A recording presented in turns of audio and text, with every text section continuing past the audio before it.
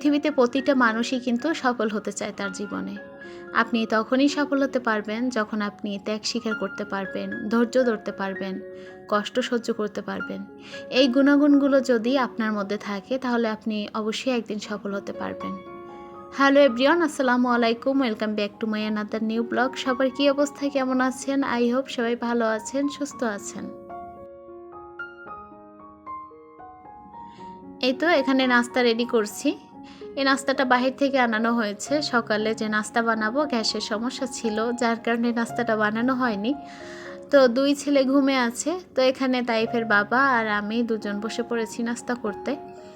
ওরা ওঠার পরে দেখা যাবে ওদেরকে আলাদা করে নাস্তা বানিয়ে দিব, কারণ ওরা দুই ভাই কেউই এই পরোটা, ভাজি, ডাল এগুলো পছন্দ করে না। তো ওদের জন্য আলাদা করে যে নাস্তাটা তৈরি করব ওরা সেটাই খেয়ে নিবে। এই যে বাহিরের পরোটা, এটা আমার কাছে একদমই খেতে ভালো লাগে না। এটা যখন আমি বাসায় নিয়ে আসার কতক্ষণ পরেই দেখা যায় অনেকটা শক্ত হয়ে যায়। বেশি সময় এটা রাখাও যায় না, তো ঝটপট করেই আর কি খেতে হয়। তো ওখানে নাস্তা শেষ করে এই তো ছোট ছেলের জন্য এখানে সবজি দিয়ে খিচুড়ি রান্না করছি। এখানে হচ্ছে বারান্দায় আমার যে কিছু গাছ আছে, তার মধ্যে মিষ্টি আলু গাছও আছে। সেদিন একটা ভিডিওতে আপনাদেরকে দেখিয়েছিলাম। তো ওখান থেকে কিছু শাক, আলু আর চাল ডাল মিলিয়ে বসিয়ে দিয়েছি এখানে। আমি জানি না আমার বাচ্চার মতন আপনাদের বাচ্চার অবস্থাও এরকম কিনা।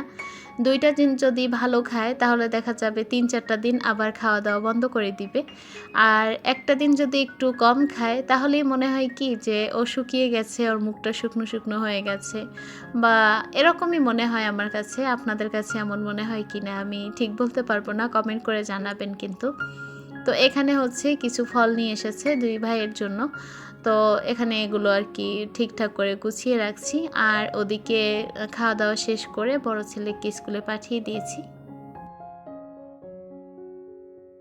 ওদের জন্য ফলগুলো নিয়ে আসে ঠিকই, যেমন তেমনই ওরা এর প্রতি এতটাই অবহেলিত যে ওরা সহজে এই খাবারগুলো মুখে নিবে না। যতটা সম্ভব চেষ্টা করে বুঝিয়ে সুঝিয়ে তারপর খাওয়াতে হবে। আর আমি নিজে এই ফল ফ্রুটের প্রতি একটু অন্যরকম, আমার এগুলোর প্রতি অতটা আকর্ষণ নেই। আমি ভাতে মাছে বাঙালি ভাই, আমি এভাবেই ভালো আছি। আর ভাত, মাছ, মাংস, এভাবেই আমি আর কি খুশি থাকি এগুলো পেলে। এজন্য আমার বাড়তি কোনো খাবারের প্রয়োজন হয় না। তো এখানে টেবিলটা সাজিয়ে রেখে তারপরে চলে এসেছি রান্নাঘরে। তো রান্নাঘরে যাবার পরে দেখি গ্যাসের অবস্থা তো ভালো না। কি আর করার, মাঝে 2টা দিন দেখছিলাম মোটামুটি গ্যাস ভালোই ছিল।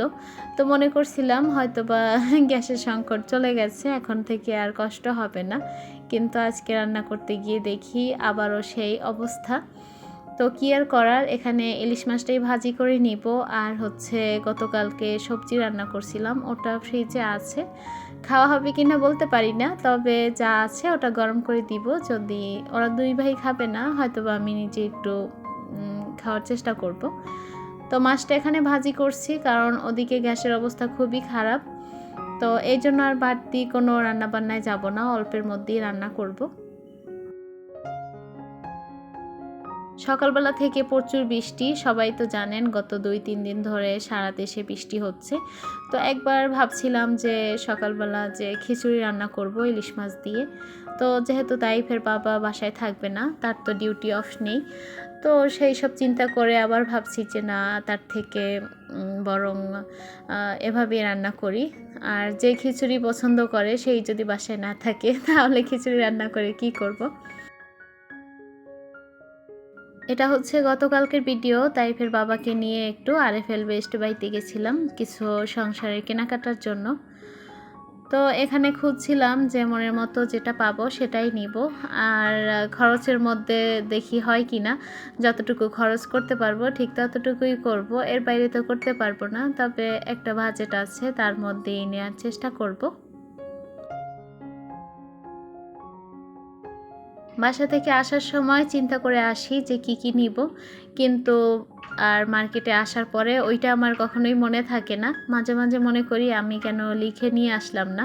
আবার মাঝে মাঝে এমনটা হয় যে যেটা মনে করে এসেছি ওটা মার্কেটে আসার পরে ওটার কথা ভুলে গিয়ে নতুনটা নেওয়ার চিন্তা করছি। আসলে আমরা মেয়েরা এমনই, মার্কেটে আসার পরে আমাদের যে কত কিছু কিনতে মন চায় সেটা মনে হয় যে আমরা নিজেরাও জানি না। ইচ্ছে করে যে সব কিছু তুলে নিয়ে তারপর চলে যাই। আমি যেটা কিনতে এসেছি আমার অলরেডি সেটা কেনা হয়ে গেছে। তো তাইফের বাবাকে বলছি যে তুমি একটু ওদেরকে নিয়ে থাকো, আমি আরও একটু ঘুরে ঘুরে দেখি। তো আমি এখানে সাফিং বোর্ড খুঁজছিলাম, সেটা কাঠের, তবে এখানে সেটা পাওয়া হয়নি, যার কারণে এগুলো নিইনি, কারণ অলরেডি আমার এগুলো আছে।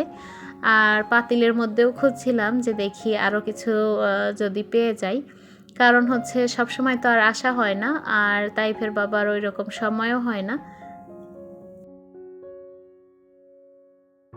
এখানে প্রত্যেকটা জিনিসের কিন্তু অনেক দাম, চাইলেও কিন্তু সব কিছু নেওয়া যায় না, কারণ একটা বাজেটের মধ্যে যখন আমরা বাইরে যাই যে এই বাজেট নিয়ে, তারপরে কিন্তু সেই বাজেটের বাইরে চাইলেও দুই একটার বেশি নেওয়া যায় না। তো আমি এখানে ঘুরে ঘুরে সবগুলোর দাম দেখতেছিলাম, আর ভালো লাগছিল দেখতে, নিজে নিতে পারি বা না পারি এগুলো হাতে নিয়ে কিন্তু নাড়াচাড়া করতে বা দেখতে আমার কাছে বেশ ভালোই লাগে। এই কাঁচের জগটার দাম কিন্তু 550 থেকে 600 টাকার মতন। তো আর এখানে কিন্তু কোনো ধরনের ডিসকাউন্ট দিচ্ছে না। এখানে এই যে ছোট ছোট বাটিগুলোরও অনেক প্রাইস, আমি প্রত্যেকটা ধরে ধরে অবাক হয়ে যাচ্ছিলাম যে এত ছোট ছোট জিনিসপত্রের এত দাম কেন।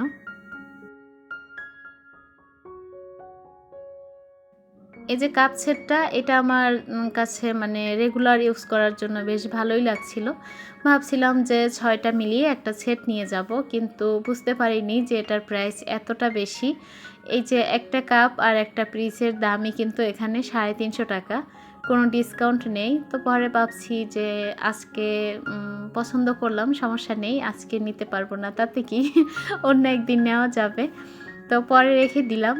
আসলে আমাদের মতো মধ্যবিত্ত ঘরের বউয়েরা যা খুশি তাই করতে পারি না, যেটা সেটা পছন্দ করলেও নিতে পারি না। এখানে কিছু কাচের জার ছিল, সেগুলো মশলা জার, সেগুলো দেখছিলাম। এক একটার প্রাইস দেখেন 475 টাকা, অনেক দাম এক একটার, যা নিতে চাইলেও সবসময় নেওয়া সম্ভব হয় না। তো ভাবছি একটা সময় মানে চিন্তা করে তারপরে আসবো যে কোনটা কোনটা পছন্দ দেখে যাব তারপরে।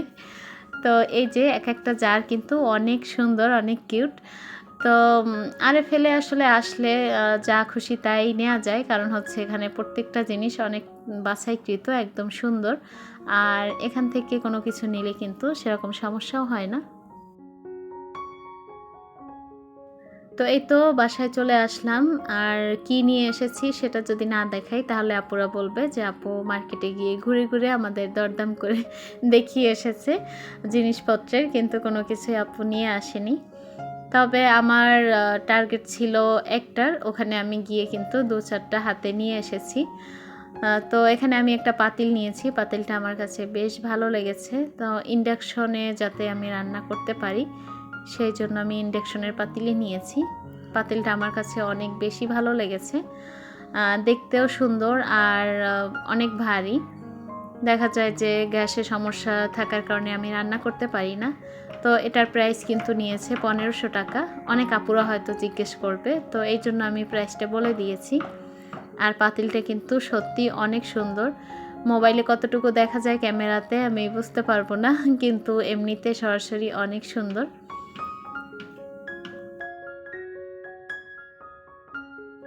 তো এখানে কিন্তু ওনারা 1500 টাকা রেখেছে, আর হচ্ছে 80 টাকা রাখেনি, ওইটুকু ডিসকাউন্ট দিয়েছে, কারণ হচ্ছে ওখানে যেহেতু আমরা মেম্বারশিপ আছি এই কারণে। আর এই যে চা খাওয়ার জন্য 2 জনের জন্য একটা ট্রে নিয়েছি, ট্রেটাও আমার কাছে বেশ ভালো লেগেছে। আর এখানে একটা বয়ম নিয়েছি, দেখি এর মধ্যে বিস্কিট টিস্কিট রাখা যাবে, এই জন্য এয়ারটাইট বয়মের মধ্যে দেখবেন আপনি বিস্কিট এগুলো রাখলে সহজে নরম হয়ে যায় না। আজকে যখন ভিডিওতে ভয়েস দিচ্ছিলাম আমার ছোট ছেলে ওদিকে ঘুম থেকে উঠে গিয়েছিল, যার কারণে অনেক তাড়াহুড়ো করেই আমি ভিডিওতে ভয়েস দিয়েছি। জানি না কতটুকু ঠিক হবে না হবে, আপনারা একটু ক্ষমা সুন্দর দৃষ্টিতে দেখবেন। আর এখানে আমি এই যে একটা বাটির সেট নিয়েছি। এখানে কিন্তু একটা বাটির সেটে 5টা বাটি আছে। আমার কাছে অনেক বেশি সুন্দর লাগে সাদা কালার বা সাদা রঙের কোনো কিছু আমি অনেক বেশি পছন্দ করি। তো এটা যখন চোখের সামনে পড়ছে তখন আমি আর রেখে আসিনি। তো তাইফের বাবা দেখছিল যে আমি এটা হাতে নিয়ে নাড়াচাড়া করি, তো পরে বলে যে নাড়াচাড়া করে চলে যাচ্ছিলাম, পরে বলে যে তোমার বাটি সেটটা নিলা না কেন? তো পরে আমি আবার দৌড়ে গিয়ে বাটি সেটটা নিয়ে আসছি। অনেক সময় আছে অনেক সমস্যার কারণে অনেক কিছু কিন্তু মেয়েরা মুখ ফুটে বলতে পারে না, কারণ হচ্ছে হাজব্যান্ড কি বলবে যে মার্কেটে এসেই শুধু এটা ওটা ধরাধরি করে। তো এই জন্য আমি বলিনি, কিন্তু তাইফের বাবা ঠিকই সেটা বুঝে কিন্তু আমাকে কিনে দিয়েছে। তো এখানে কিন্তু সেটটা হচ্ছে 5টা সেট। এই তো হচ্ছে টুকিটাকি কেনাকাটা। আর আমি যেটার উদ্দেশ্যে গেছিলাম সেটা হচ্ছে এই যে আমার জুতার র্যাক, এটার জন্যই আমার সম্ভবত ওখানে যাওয়া। তো ওটা নিয়েছি। আর ওখানে আরও কিছু আইটেমের ছিল, তবে এই জুতার এই আলমারিটাই আমার কাছে বেশ ভালো লেগেছে, কালারটা সেই সাথে ভিতরে স্পেসটাও অনেক বেশি বড়।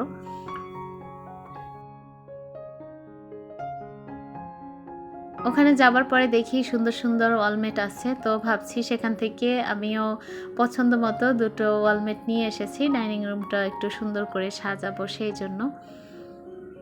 তবে আমি যেটাই প্রথমে দেখিয়েছি এটা তাইফের বাবারও শুরুতে দেখে পছন্দ হয়েছিল, পরে বলল যে এটা নিয়ে নাও। তো পরবর্তীতে আবারও চোখে পড়লো ওই দ্বিতীয়টা, এটা আমার কাছে আরও বেশি সুন্দর লাগছে ফুলের জন্য।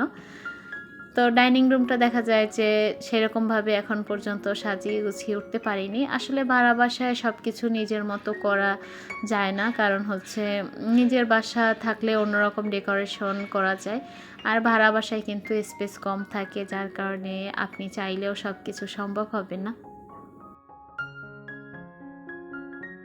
তো এই যে জুতার র্যাকটা, এটা আমার কাছে অনেক বেশি ভালো লেগেছে, কালারটা অনেক সুন্দর, সেই সাথে ভিতরে স্পেস অনেক, 4টা তাক আছে, দেখা যাবে যে অনেকগুলো জুতো ধরবে।